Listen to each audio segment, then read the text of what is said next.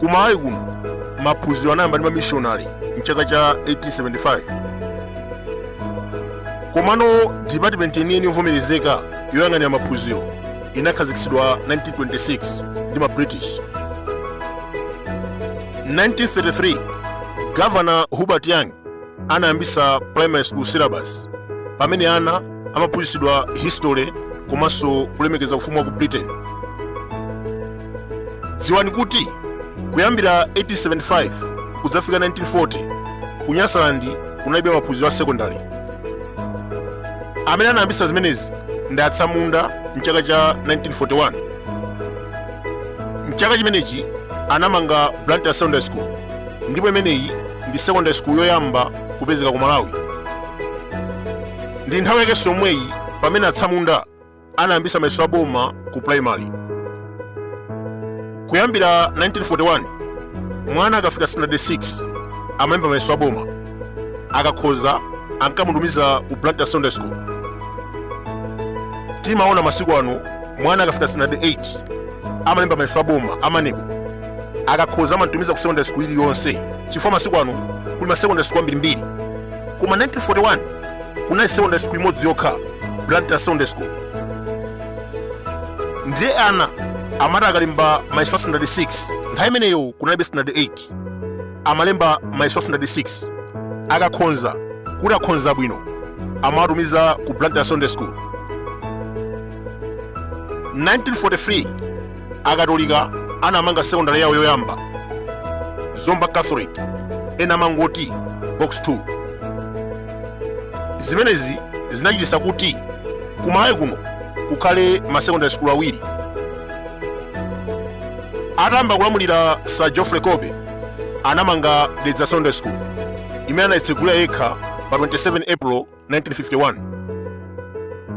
Nthawi zambiri tikamanena chonchi ena amaona ngati ndale, koma ayi ndithu imeneyi ndi mbiri yeniyeni imene inabisidwa kwa zaka zambiri.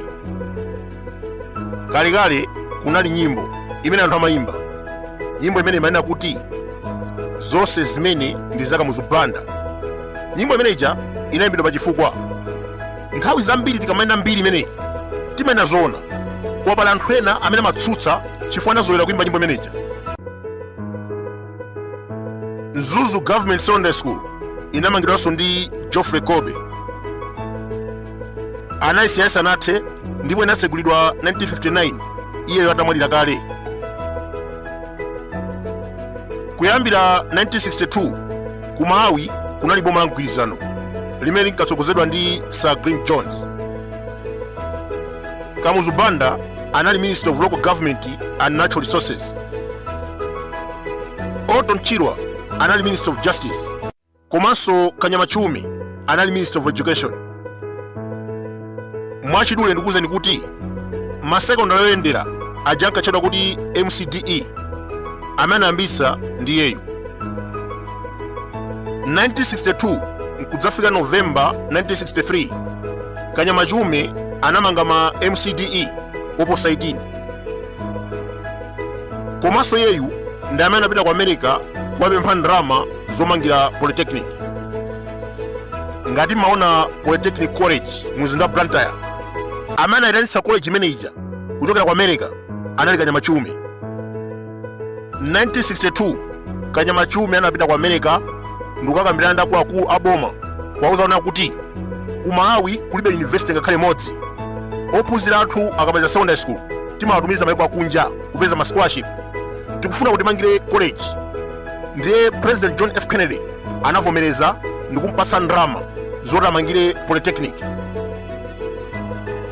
Atabwera ku Malawi kuno, iyeyu ngati Minister of Education analamula kuti Polytechnic College imangidwe kuchichiri mu mzinda wa Blantyre. Ngakhale Sochi Hill Teachers College inamangidwa ndi iyeyu mchaka cha 1963. Tikumbutsane apa kunena kuti mu nthawi imene zimamangidwa zimenezi Kamuzu Banda sanali president ngakhale prime minister, iyeyu anali Minister of Local Government and Natural Resources.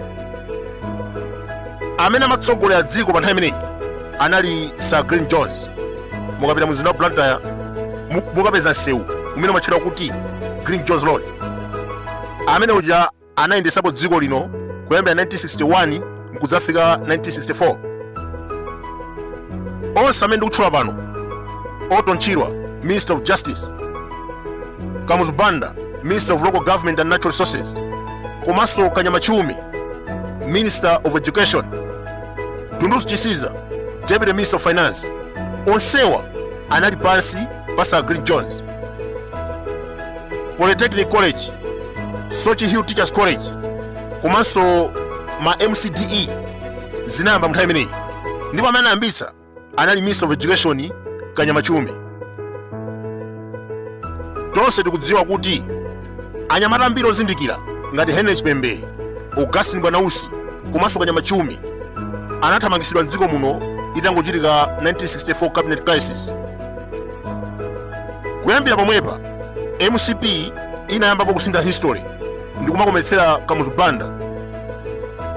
Ngakhale panopa amatiuza kunena kuti amene anaphwanya chitaganya anali Kamuzu Banda, koma zimene sizona.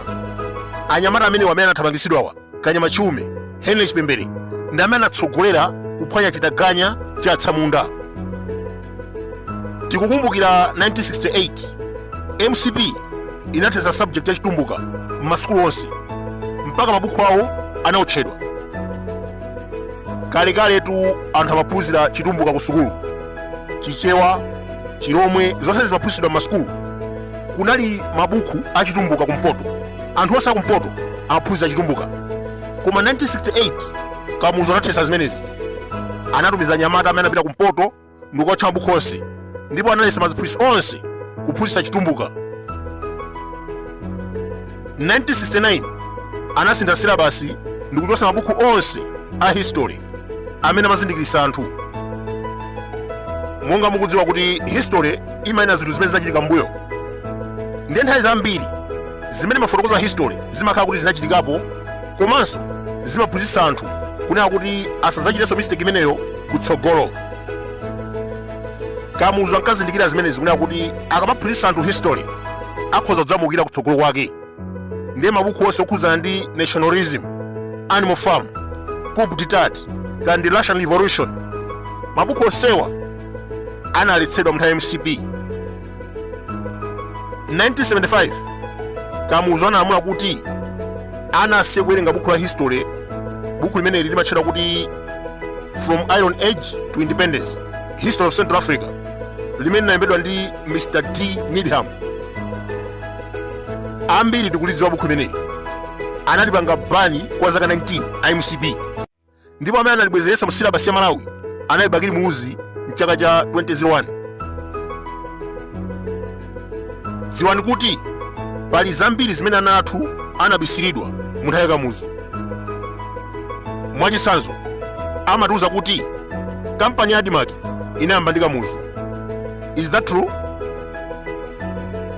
Chifukwa chimene timadziwa ife, Geoffrey Colby ndi amene anayambitsa Adimak mu 1956. Nthawi imeneyo inkatchedwa kuti Agriculture Production and Marketing Board.